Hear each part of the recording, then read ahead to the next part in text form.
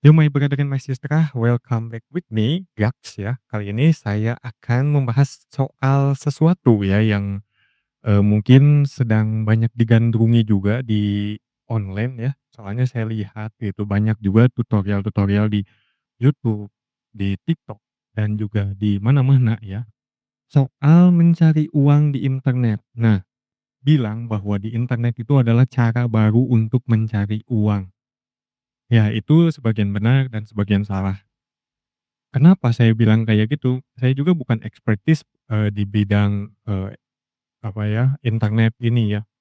Soalnya kalau misalkan kita bilangnya internet, kita nggak bisa, semudah itu mendefinisikan apakah apa itu yang namanya nyari uang di internet.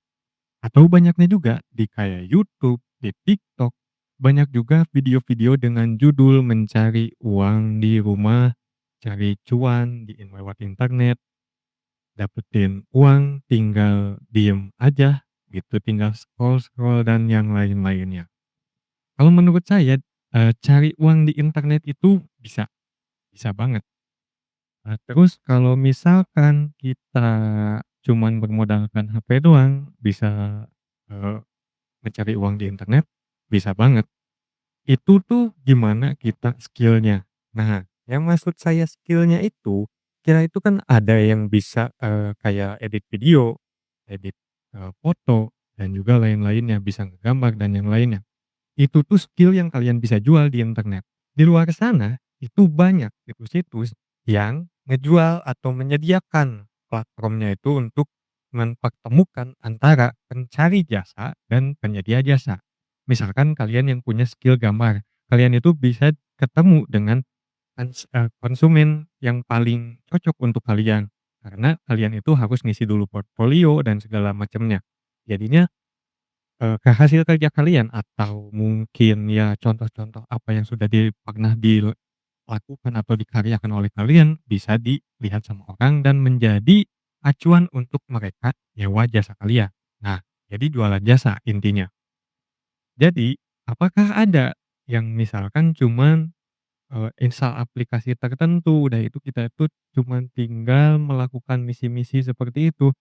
Nah, itu juga ada yang dibayar, tapi nih, ini yang sepengalaman saya ya, saya bukan expertise, saya tekankan lagi, ini mah menurut pengalaman saya pribadi, saya udah berkecimpung di dunia yang seperti itu dari tahun 2014 ya, dari tahun 2013 malah sebelumnya, 13, 14, 15, 16 itu tuh zaman-zaman saya kuliah meskipun tidak lulus. Nah, di situ tuh saya kan butuh sambilan, saya nyari yang kayak gitu, saya ketemu tutorial-tutorial, bunch of tutorial di luar sana, tapi emang kita itu dibayar di awal-awalnya, ke sananya itu dipersulit. Jadi kalau kalian nyari 15.000 atau berapa ribu gitu ya, bisa di sana dengan minimal minimal withdraw mereka yang bervariasi. Nah, tapi ada trap-nya. Trap-nya itu biasanya kita itu kalau itu bukan aplikasi scam, biasanya kita itu persyaratan withdrawal-nya bakal makin tinggi tinggi lagi sampai kita itu tidak bisa mencairkan uang yang kita dapat. Sedangkan makin lama kita pakai aplikasi itu, makin susah kita mendapatkan koin atau poin-poin yang bakalan atau ya internal currency di aplikasinya untuk ditukarkan kepada rupiah ya kalau di Indonesia. Atau misalkan metode pencairannya lewat PayPal, itu mereka itu, lama gitu bakalan nambah lagi uangnya. Kalau di pertama-pertama biasanya cepet. Nah, itu apakah termasuk scam? Ya kalian bisa nilai sendiri apakah itu scam atau bukan. Tapi yang harus jadi concern utama di aplikasi-aplikasi seperti itu adalah kalian harus hitung berapa lama kalian bisa mendapat uang sebanyak ya mungkin 15.000 itu ya. Biasanya itu membutuhkan waktu sampai 1 hari lebih. Itu tuh paling cepat. Paling lama itu ada yang sampai seminggu baru, dapat 15.000 gitu. Kayak aplikasi-aplikasi yang mereka itu bilangnya cuman tinggal baca novel dapat duit, dapat cuan gitu, atau, nonton video dapat cuan. dan yang lain-lainnya lah. Banyak itu, variasinya, main game atau yang lain-lainnya, banyak sekali. Dan itu tuh biasanya garisnya sama. Nah, jadi ada juga yang scam. Yang scam itu kayak gimana biasanya? Biasanya mereka itu ngasih sedikit kayak paket-paketan kayak gitu.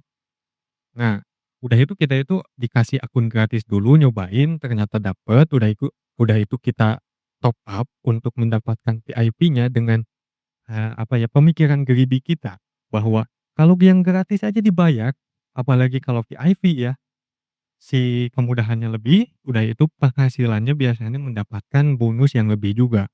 Tapi, ini pengalaman teman saya ya, kalau saya mah nggak pernah se-greedy itu. Kalau temen saya itu ada yang pernah sampai top up, 1.000.000 atau 500.000 lah, pokoknya segitulah ya. Nah, di situ tuh udah aja, udah dia top up, dia itu nggak tahu gimana lagi, nggak apa, nggak bisa withdraw lagi gitu, tetep masih nggak bisa withdraw.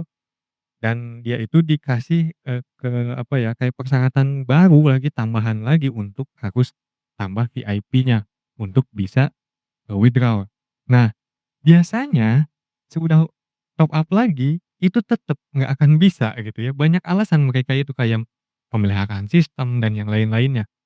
Kayak temen saya itu sampai hampir habis 5 juta lebih. Nah, dia itu keadaannya, lagi di ujung waktu kontrak kerja mau habis gitu, jadinya, itu titik nadir banget ya. Tapi ya namanya juga orang, scammer ya, nggak akan mungkin mereka itu mempedulikan korban-korbannya. Dan juga mungkin mereka itu bukan ada di Indonesia. Kalau menurut saya di online itu bisa nyari uang, bisa. Apalagi kalau saya yang pernah saya cobain itu kayak misalkan yang ngisi survei kayak dari Facebook itu ada yang Meta apa gitu. Ya pokoknya, aplikasi Meta itulah ya, nanti saya, apa ya, sertakan di pinggir aplikasinya apa. Nah itu tuh emang membayar, tapi berapa hari gitu baru nanti tuh kita nggak usah ngisi survei, cuman tinggal ngisi login doang. Tapi kalau saya hitung-hitung itu cuman 3 bulan sekali, itu pun kita cuman dapat 150-an ya, kalau waktu dulu ya, di kurs mata uang pertukaran mata uang kita ke dolar itu 16.000 ya, itu tuh 150-an lah, kalau nggak salah ya. Atau nggak tahu kalau sekarang itu kan 170 ya, kalau misalkan kan minimum, apa ya, withdrawal-nya itu kan $10. $10 itu sekarang udah segitu ya kalau nggak salah ya, 170.000 lah, gitu.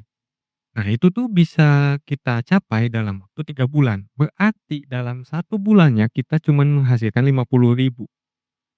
Sedangkan emang gampang sih, cuman 3 hari absen, 3 hari absen, dan 3 hari absen gitu. Tapi kita hitung lagi misalkan, ini, jenis penghasilan online yang paling menurut saya mah kalau nggak ada modal gitu ya, mendingan jadi ojol aja gitu. Kalau menurut jadi ojol, saya juga pernah jadi ojol dan per hari itu bisa sampai 100.000 gitu, kalau untung ya, kalau lagi nggak ada penumpang atau segala macam gitu ya, ya kurang dari segitu. Belum juga, ada banyak juga bunch of problem gitu di dalam sana. Ya jadi kalau menurut saya mah itu yang paling pasti ya. Jadinya, kita itu kan tahu kalau namanya kerja pasti harus ada sesuatu yang berputar lah ya, ada sistemiknya gitu. Kan kalau misalkan ojol itu ada yang order berarti ada yang membutuhkan, ada penyedianya itu ada layanannya, udah itu ada yang mengerjakannya kita gitu ya. Kalau misalkan dari online itu bisa menghasilkan uang, bisa. Banyak di luar sana yang udah lagi, live YouTube, live Twitch, live, TikTok gitu ya, live Facebook, itu semuanya juga bisa menghasilkan. Dan juga di konten-konten kayak di konten TikTok dan ya konten kreator lah, semuanya juga bisa. Tapi itu pun enggak terlepas dari sistem ini.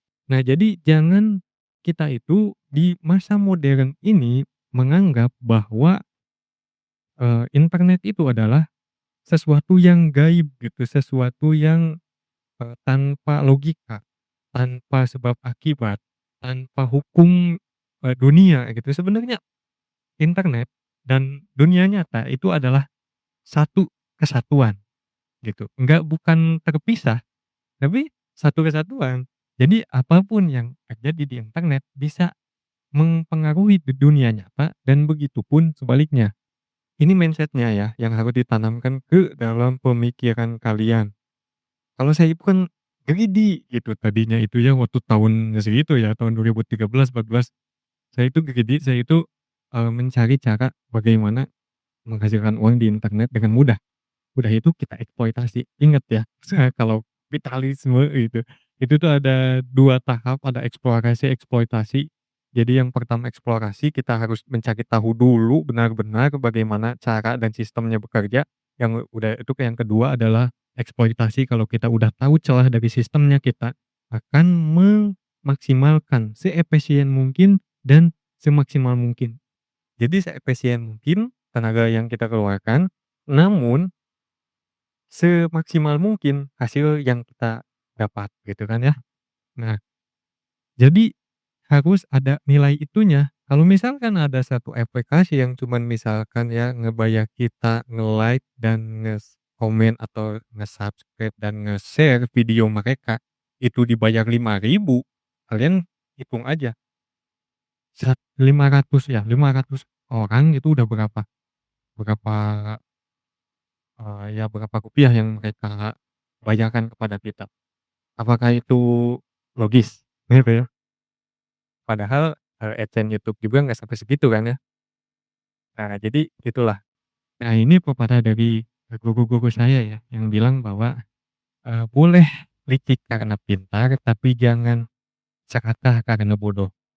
Jadi jadilah orang pintar yang mengakali sistem tapi jangan, keblinger kayak gitu ya. Ya jadi mungkin segitu aja dan terima kasih untuk, sudah nonton, video ini dan jangan lupa ya jangan sia-siakan waktu kalian untuk, aplikasi-aplikasi tidak berguna seperti itu. Dan ya terima kasih sudah menonton dan jangan lupa like, comment, and subscribe. Bye.